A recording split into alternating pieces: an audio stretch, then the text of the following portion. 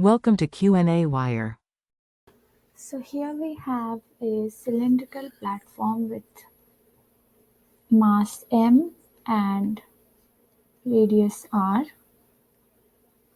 and there's a woman who starts working from one of the edge of the platform with a velocity v towards the center of the platform. Let's call the distance of the women from the center, or the radius of the women from the center, which is the axis of rotation, to be r, and r will be given by capital R minus Vt, where V is the velocity of the women with respect to the platform. Now, because there is no external torque in this system, the platform plus the women, therefore the angular momentum of the system will be conserved as the women walks. Therefore, we can write Li, initial angular momentum, to be equal to final angular momentum. And this is the total angular momentum of the women plus the platform system. So Li is I of platform plus I naught of women times omega naught. Since the women is on the platform, therefore both of them have the same angular velocity, and this is equal to I of platform. Let's just call I of platform to be IP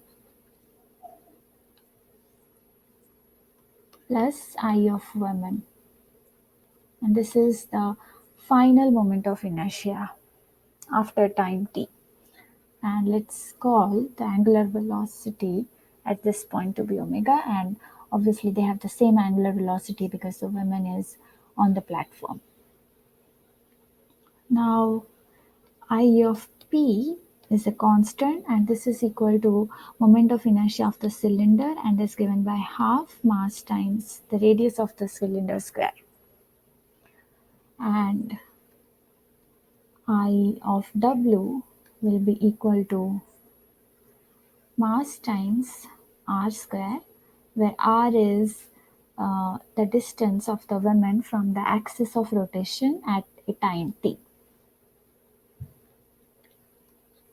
So I naught w will be the initial moment of inertia of the women, and since the woman starts from here uh, at time 0, therefore r will be small r will be capital R, and we can write the moment of inertia of the women to be m times capital R square.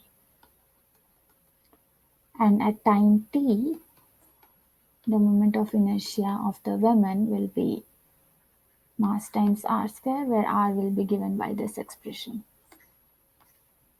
So let's write it in terms of velocity and capital R.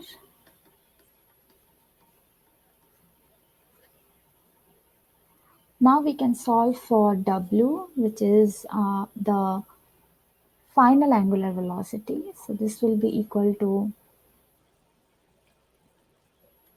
half.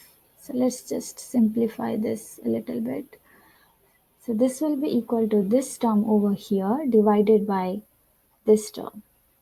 And this expression can be written as 3 over 2 mr square. Oops, they don't have the same mass. So this will be equal to r square times half of capital M plus small m times omega naught over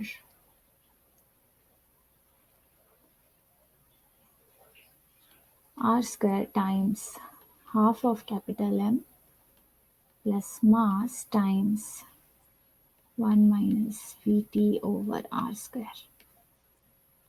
We might need to do a little bit of juggling to arrive at this expression. I have basically taken r square from these two terms. I have taken r square common from these two terms, and you'll arrive at this expression.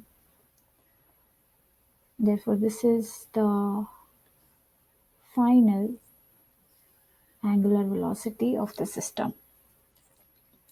And this is part A. For part B, the woman reaches the center now, and we have to find the final angular velocity at that point. So, since the woman reaches the center, small r will now be equal to 0, and we'll use this expression, this expression over here. Let me write it inside a box. So this is the expression that we will use, and here r is 0.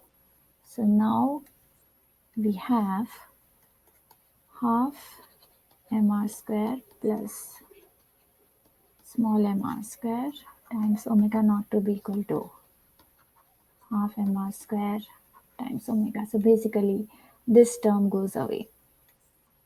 And from here we can write the final angular velocity after the woman reaches the center to be equal to this, and this is equal to 1 plus twice of small m over capital M times omega naught. And in this expression, I forgot to cancel the r, so these just go away.